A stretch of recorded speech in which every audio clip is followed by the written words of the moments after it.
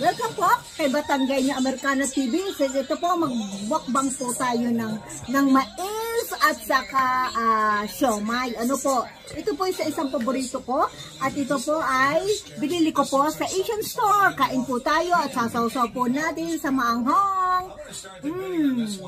Perfect. So, bago po, meron din po tayong corn. Salamat po. Enjoy the meal po. Bye. Hello po, welcome po kay Batangueña. Magmukbang po tayo ng I forgot the... Samahan niyo po si Batangueña sa aking snacks time.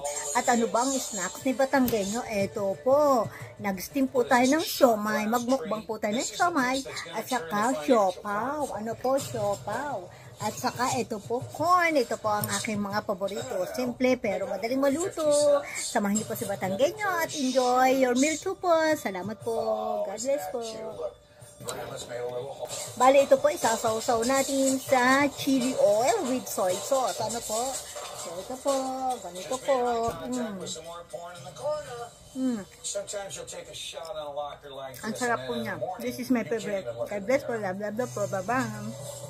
What you can say about the siopaw? Yan po, paborito ni Harry. Not bad.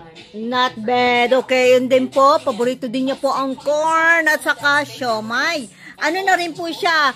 Phil-am na rin po siya. Filipino-American na rin po siya dahil gustong-gusto niya ng mga Asian food. So, thank you po.